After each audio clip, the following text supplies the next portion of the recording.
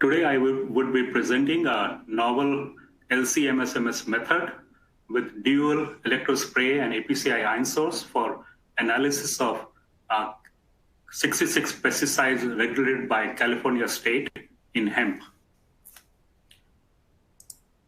When I was developing this method, I faced a lot of challenges. Most LCMSMS systems have only electrospray ion source in them. And some of the pesticides on California list, such as Pentachloronitrobenzene and few others, cannot be ionized with electrospray ion source. So it was assumed that all the pesticides on the California list cannot be measured with LCMSMS systems. Hemp matrix is very challenging. Therefore, it causes ion suppression and matrix interference. Also, we needed to determine what should be our sample preparation for analysis of pesticides in different hemp samples, such as plant, concentrate, and edibles, to achieve high throughput. To analyze all the pesticides on California list, we used PerkinElmer QSite LCMSMS system with dual ESI and APCI ion source. First, I would like to cover the basics of ionization using electrospray and APCI ion source. I just want the listeners to remember that with electrospray ion source, the ionization takes place in liquid phase, and it is more suitable for analytes with medium to high polarity. With APCI ion source, ionization takes place in gas phase, and it is more suitable for non-polar analytes. So in order to extend our method to all the pesticides with different polarities and molecular weight, we utilized a novel dual ESI APCI source design with different inlets. So when you are optimizing your MS method, you need to ensure that you get good sensitivity with the difficult analytes. And one of these analytes is named abamectin. Abamectin is a pesticide which has a very high molecular weight, and its ionization efficiency is very low with electrospray ion source. Not only it has very low ionization efficiency, it is also very sensitive to the heat in the ion source. For most analytes, if you increase the temperature in the source, the signal would increase because of the better desolvation. But for abamectin, when we increase the temperature, the signal goes down by a factor of 10. So after we did our temperature optimization to get the best signal for abamectin, now we can improve our signal for abamectin by a factor of 10 at a lower temperature. And now we can easily meet California action limits for abamectin with the electrospray ion source in our system. Also, we measured these four challenging analytes, namely PCNB, chlorophenpyr, chloridane, and methyl parathion using APCI source. These analytes are very non-polar and hydrophobic, and these analytes have either very little or no signal with electrospray ion source. And that is why we are measuring these analytes with the APCI ion source. This next slide essentially shows that we get excellent signal to noise for these four challenging analytes at California action limits of 100 ppb in hemp using APCI ion source. With our method, we can meet California action limits of 100 ppb in hemp because the LOQ for these four analytes is in the range of 10 to 50 ppb. Not only we can measure these four analytes with good sensitivity, also our method is very selective for analysis of these analytes in hemp. So according to FDA method validation guidelines for a method to be selective, it states that the matrix blanks should not show any matrix interference peaks at the retention time of the analyte. So in this slide, essentially we're showing the signal from a hemp blank and the signal from hemp spike with 10 ppb PCNB. So if you look at the red trace, you can see that the counts for the hemp blank are less than 50 counts, which is very low. And also it just shows random noise. It does not show any matrix interference peak for PCNB. And also we show good signal to noise of about 23 at a very low level of 10 ppb for PCNB in hemp.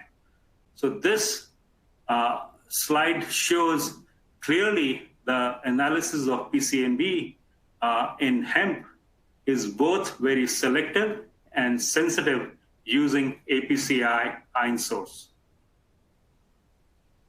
The matrix match calibration curve for PCNB showed excellent linearity over 3.5 orders of magnitude with correlation coefficient of 0.9999.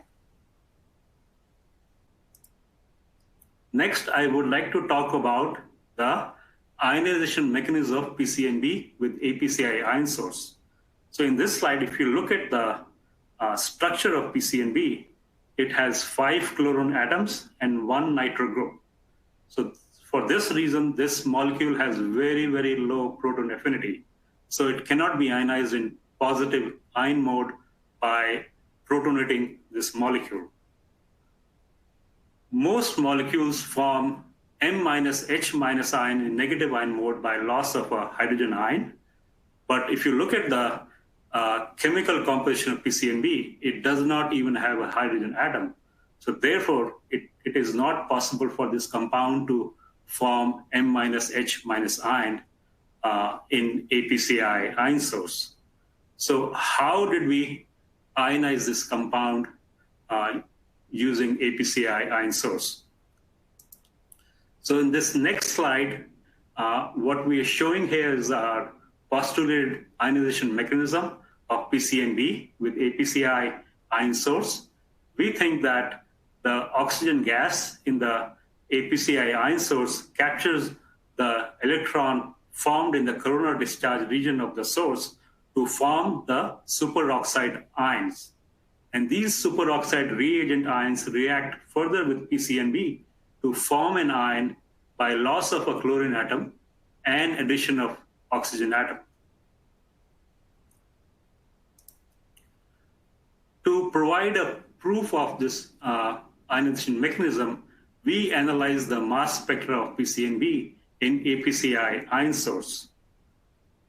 So first, we calculate the monoisotopic mass of PCNB, which can be calculated easily by knowing its chemical composition. And if we do the math, the monoisotopic mass of PCNB is 293 Daltons. But if you look at the mass spectra in the top part of the slide, the first isotope of PCNB shows up at a nominal mass of 274 Daltons. So essentially, we are forming a PCNB ion in APCI ion source by loss of 19 Daltons, which can be calculated by 274 minus 293. So how can we explain this loss of 19 Dalton? It can be easily explained by our postulated ionization mechanism, because the mass of chlorine atom is 35 Daltons, mass of oxygen atom is 16 Daltons. So if you do a math again, addition of oxygen atom and loss of chlorine atom means that this will lead to a loss of 19 Dalton, because 16 minus 35 is equal to minus 19. Also, we compared the isotope profile of PCNB obtained experimentally in the top part of the slide with the theoretical isotope profile of PCNB with 4 chlorine atoms. And you can see it's a very good match. This shows further that when we ionize PCNB APCI ion source, we are losing one chlorine atom. Also, we studied the effect of mobile phase composition on both PCNB and superoxide ion response. So as we changed our mobile phase from 1 to 2, we observed that both PCNB and superoxide ion response increased substantially. And this showed further that superoxide ion plays a major role in the ionization of PCNB in the APCI ion source. Next, I would like to talk about matrix interference caused by hemp matrix for some pesticides. So matrix interference is caused by presence of isobaric compounds present in the hemp matrix as your pesticides. Matrix interference essentially means that the matrix blanks show peak for pesticides when the pesticides are not present in your hemp sample. Before I explain you further how the matrix interference can happen, I would like to explain you briefly the theory of LCMSMS. In LCMSMS, you inject a sample containing your pesticides and a hemp sample matrix on an LC column. LC column separates the pesticide and hemp matrix in time. As these different pesticides and hemp matrix compounds elute out of the column, they get introduced to electrospray or APCI ion source. In these ion sources, these compounds get ionized to form either protonated molecular ion or ammonia adducts, or both in positive ion mode, or they can also form M-H- ion in the negative ion mode. After the ions are formed, they are transferred to the vacuum region of mass spec. So in the first vacuum region of MS, it isolates the pesticide's parent ion at fixed mass. These parent ions undergo further fragmentation in the collagen cell to form unique product ions. And in the last part of the MS, it isolates and detects one of the product ions at the fixed mass. So the matrix interference can happen when a hemp matrix compound has the same elution time, parent ion, and product ion as your pesticide.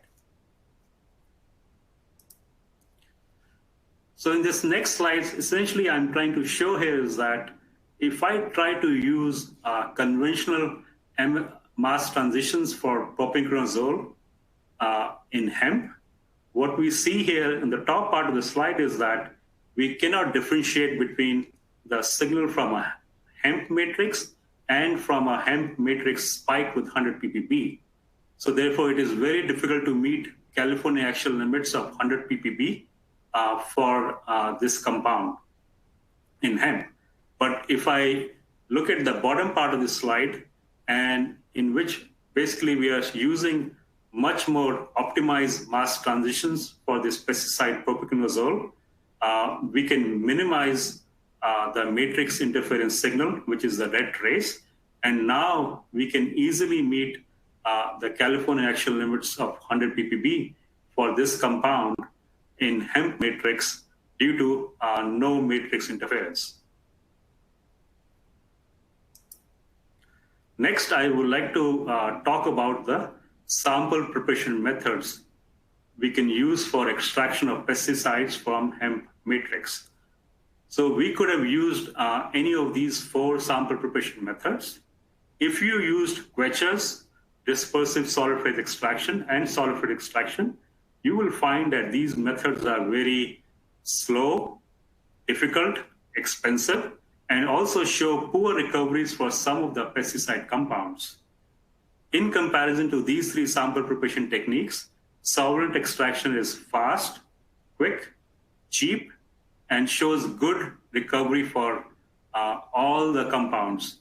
Therefore, we believe that solvent extraction is the best sample preparation method to achieve high throughput in cannabis and hemp testing labs for pesticide analysis. Before I show you the sample preparation recovery data, I would like to describe you the formula for the sample preparation recovery. It's essentially can be calculated by taking a ratio of the signal for your analyte in the pre-spike extract to the analyte signal in the post-spike extract.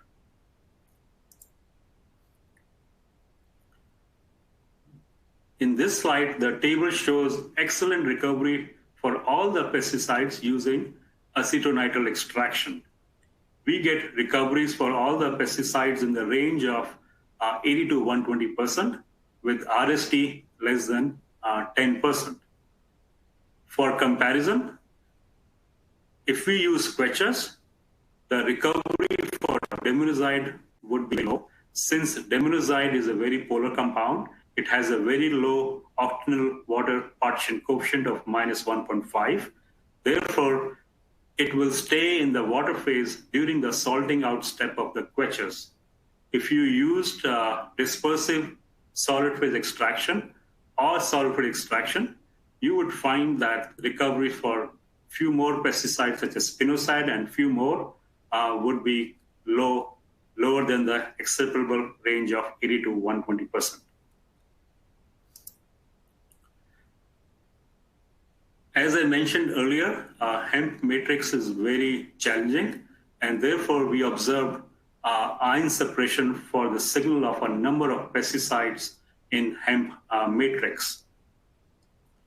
In a layman term, ion suppression means that when the signal for your analyte in sample is less than the signal in your solvent by 20% or more.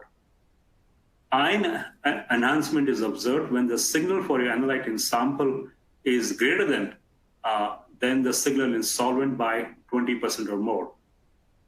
For the most analytes, we observed ion suppression from hemp matrix. For very few analytes, we see ion enhancement, and therefore, during the rest of a talk, I would only focus on ion suppression effects from the hemp matrix.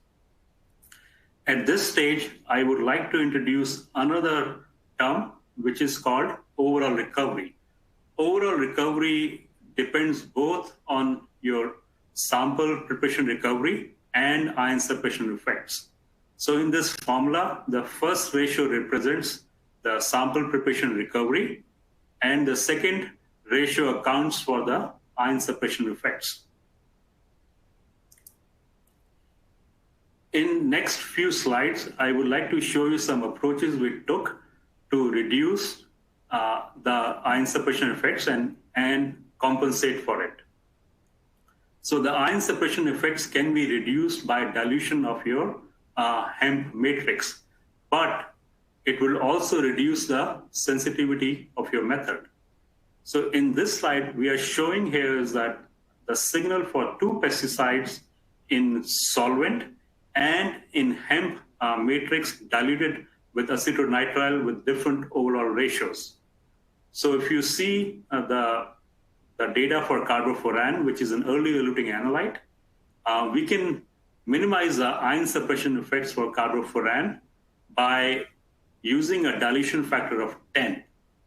For a late eluting analyte such as Acequinocyl, the ion suppression effects can only be minimized by dilution factor of 100x. So in order to maximize our sensitivity and reduce the ion suppression effects, as a compromise, we are using a dilution factor of 10x, which is somewhere between 1x and 100x dilution. This way, we are reducing the ion suppression effects without compromising on the sensitivity of the early eluting analytes. Also, as I mentioned earlier, due to the ion suppression effects, the overall recovery is low when you use solvent standard-based calibration for quantification of pesticides in your matrix. So from this graph, you can see that if you take the ratio of the signal for Acequinocyl in pre-spiked hemp extract to a solvent standard, it shows you that overall recovery is very low, which is about 33% due to the ion suppression. So how can we compensate for this ion suppression to improve the overall recovery?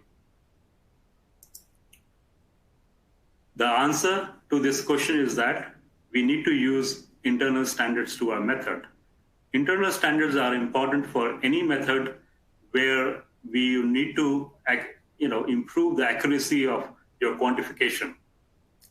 So in this approach, essentially we are adding a deuterated analog of the analyte in a fixed amount to both your solvent standard and your hemp sample in fixed amount.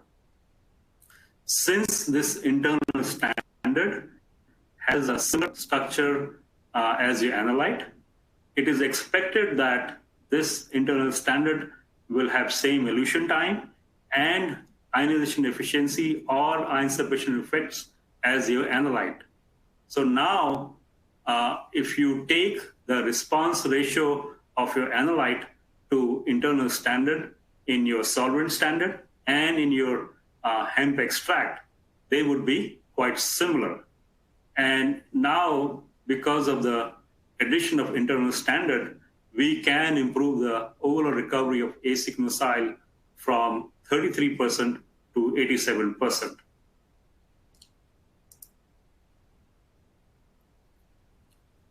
In this slide, the table shows the overall recovery for different pesticides as a function of retention time.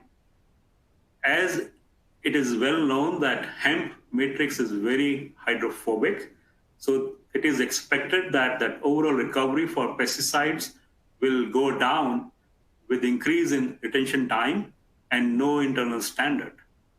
But in our method, by addition of a number of internal standards, we were able to compensate for ion suppression effects with the addition of internal standards to improve the overall recovery of the late eluting analytes from the range of 30 to 70% to acceptable range of 80 to 120%.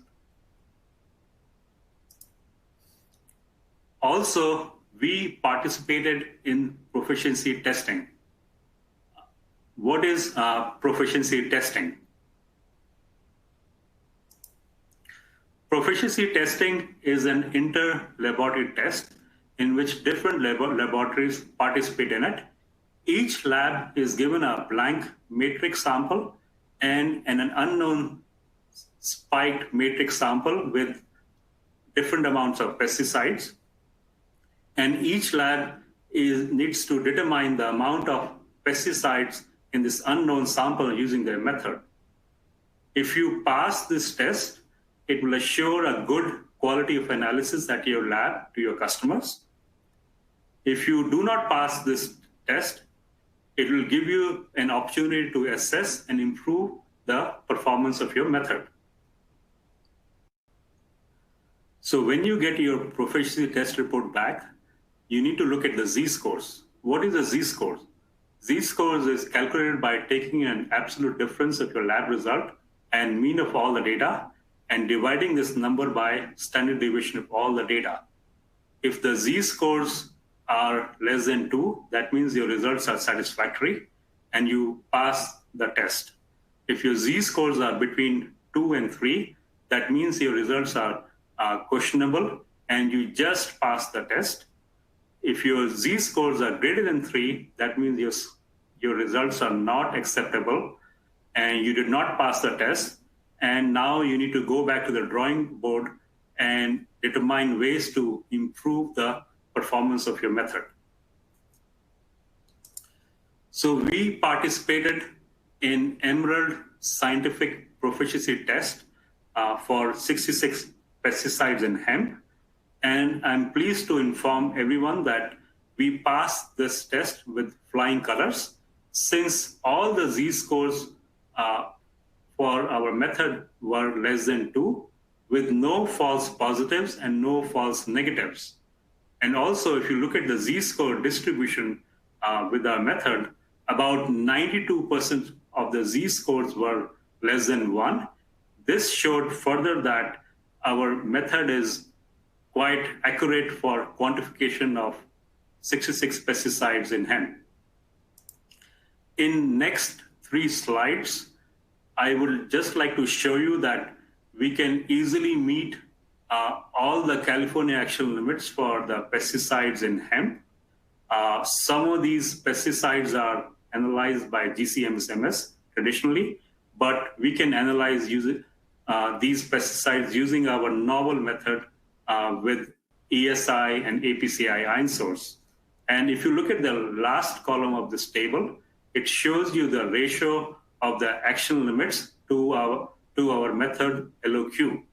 So if this number is greater than 2, this shows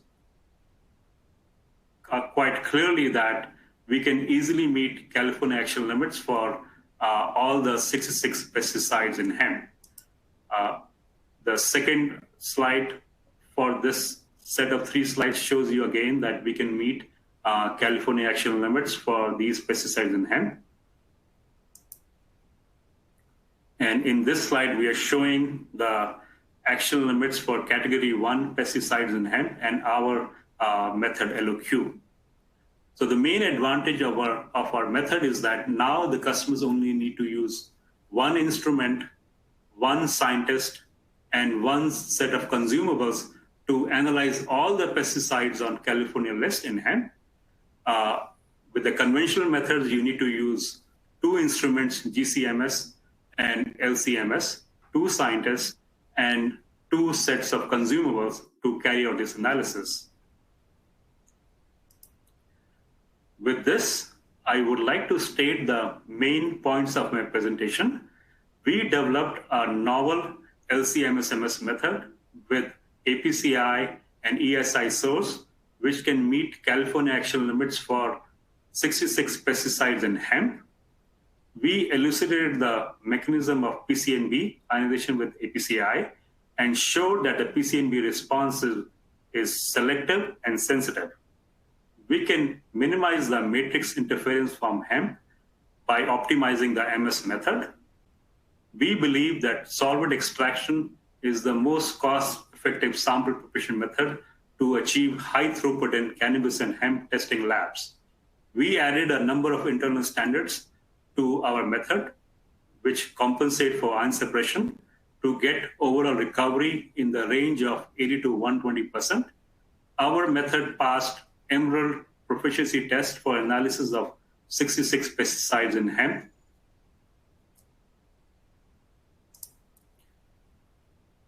I would like to acknowledge a number of my colleagues at PerkinElmer and scientists at different cannabis and hemp testing labs such as NAPRO, Juniper, and SC Labs for their help in generating some of this data and discussions with them.